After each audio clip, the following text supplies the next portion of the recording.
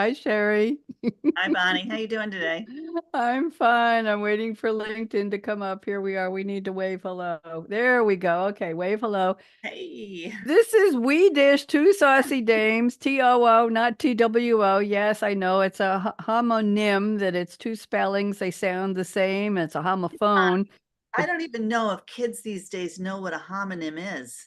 I don't, I know you know what, the same thing, Sherry. I belong to a poetry group called Writer's Digest, and we're right now, April 2024, we're in the almost done with a month of PAD challenge. Sherry, that's poem a day.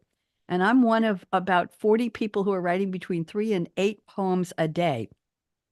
Every morning we get a prompt from one of the senior editor at Writer's Digest. His name is Robert Lee Brewer, and he sends a prompt on a new page, and we take the prompt and we write poems. So, reason I'm telling you this is that yesterday's prompt was homonyms and homophones, and we all went nuts with words that are spelled the same and have different meanings, Yeah, and it's words fun. that it was phenomenal. We all went absolutely ballistic with it, and it was so fun and so corny. We had a great time. So yes, so homonyms and homophones, words that are spelled the same and have different meanings, and words that are spelled differently and sound alike with different meanings.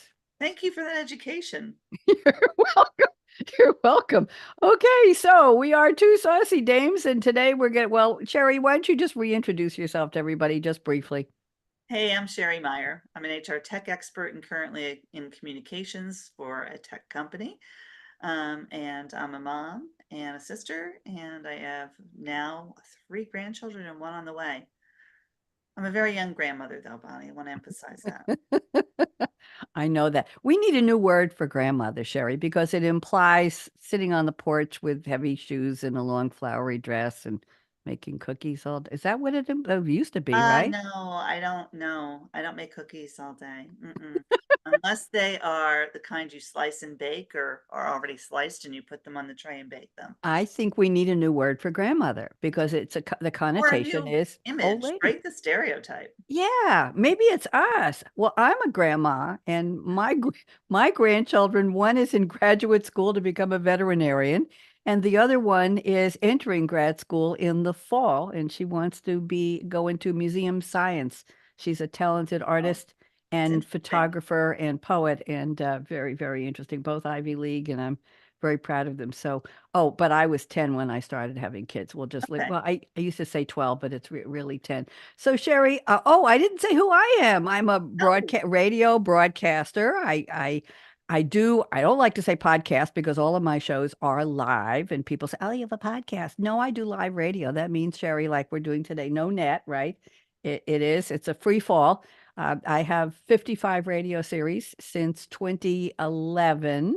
And I have a couple of personal ones. Most of them are for big companies like SAP, Deloitte, IDC, BMC. I'll leave it at that. I'm a storyteller. I'm a moderator. Not moderate in anything, unfortunately. I'm a writer. I'm an artist. I'm a drummer, a poet, and I'm an early woman in tech. And I have red boots. How's that? And I like to bake. How's that, Sherry? Okay. you're a very busy person. I try to be. I wish I was more busy. Here we go. Let's talk today briefly, Sherry, about what do you use Alexa for? Let's see if we use it for the same things. What are your favorite Okay. uses for So Alexa?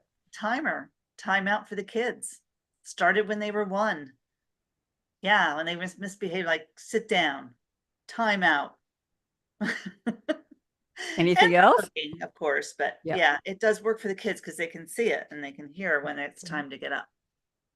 So that's my big one. But you know what else? We have all of our Alexas are tied together. So when they first became popular, I bought them for my daughters and for their dad. And I think my what daughter-in-law's mother actually has one too. And so the kids, like my kids, like to play jokes on us. And every once in a while, they'll will broadcast some obscene music or something over all of the Alexas. And we'll all be going, who played that? Who played that? And I don't know. I And love I it. can, it's funny because I can go into the account and see which Alexa played it. And then I'll, yeah, but they want us to think like someone was tapping into the Alexa, you know? And let's see, what else do we use it for? Drop-ins, video visits with each other. Oh, nice. Yeah, my grandson does that a lot. The 15-year-old, he'll drop into one of the other houses and say, "Hey, Aunt Kayla, how you doing? Hey, Pop Pop, how are you doing?" Very nice. Yeah. Well, since I live alone, I use most of Alexa. The uses are just for me. So if I'm in a mood where I need a little cheering up, I will say, Alexa, please play Happy Dance, which is a very interesting song. And I will dance in my kitchen. Okay. I forget it's a Christian band, but it's not a religious song and it's Happy Dance.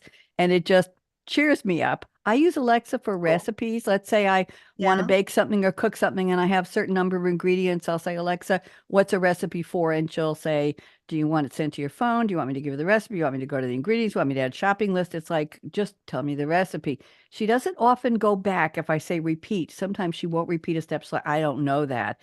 But I get ideas from her. Mhm. And the other way I use her is sometimes I'll say, Alexa, tell me a joke. Or Oh, I I like that. learn, I learn, yes, and she will. And every day, somehow, between 6 and 6:30 p.m., I'm in the East Coast of the US. I have a poll question she sends me. She speaks it. And if I'm in my office here working, I have to run down to the kitchen where Alexa is. I'll say, could you repeat it? It says, well, okay, today we want to know who's your favorite baseball star, or what do you think the weather's going to be in July? It's something, and it's usually a question submitted by an Alexa user. I don't know, but I will literally, Sherry, run down the hall, ask her to repeat, and then I will yell the answer at her, and she'll give me the percentages.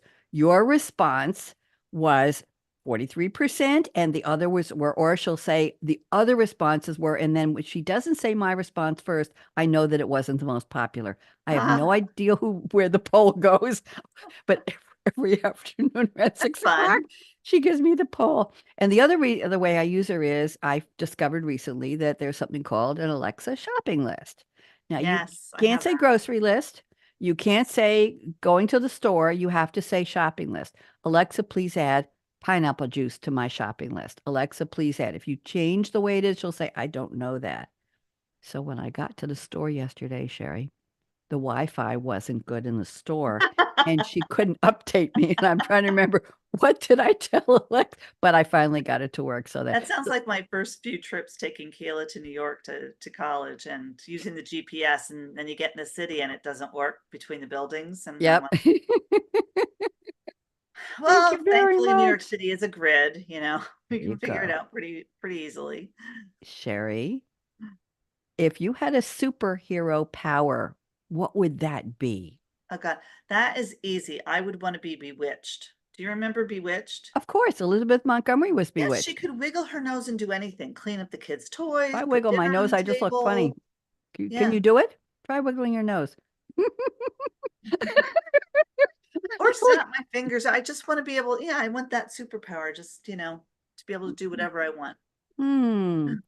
My superpower would be to know, this is a little sad, but to know if my mom is out there in the garden somewhere. Oh, She passed in 2017 and I still miss her. My dad died in 1995, but mom and I were very close at the end. She was 100 years, 1 month, and 15 days old, and she wow. took her last breath in my arms. And it's still very emotional. And people say there could be a butterfly or a bird or a Hmm. flower that is that person coming back to visit you, and I wonder, so my superpower would be knowing if I'm sure there's some psychics who want to call You should me have and say, set something up ahead of time. Before my sister died, in I know. 2018, she said, "Don't leave pennies."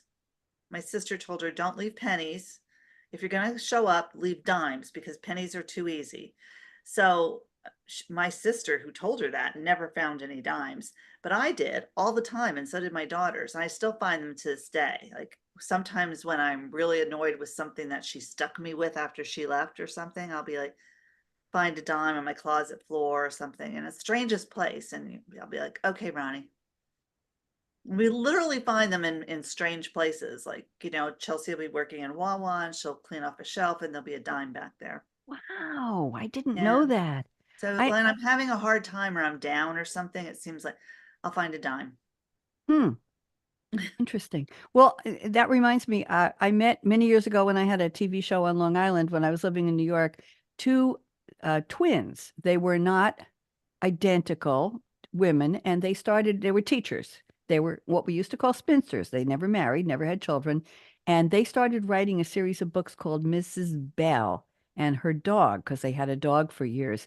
Well, one of them passed, and the other one has kept in touch with me. Her name is Letty Sustrin, Sustrin. They found a local publisher on Long Island who published these beautiful picture books. They found an artist who did the illustrations, and it's Mrs. Bell, and it was about a teacher. And the recent one she sent me, she must be late 80s, close to maybe in her 90s. She sent me a picture book and beautiful with the shiny cover and the lovely watercolor illustrations inside. And it was something about Mrs. Bell would find a penny for somebody who had left.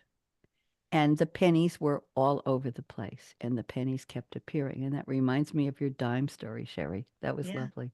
So it's That was been like 5 years, 5.5 years now, and yeah, we still find dimes. interesting. I've heard people do that. No, Mom and I didn't make. I think we said butterfly or a white flower or something, but I don't know. I'm in I see Tennessee, and butterflies. Yeah, from my after my brother-in-law died, I always saw a lot of butterflies.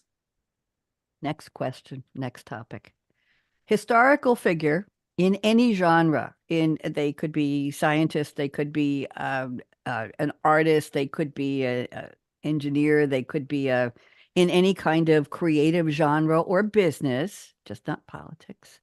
Uh, who would you like to have coffee or a glass of wine or a great cocktail with who's no longer here?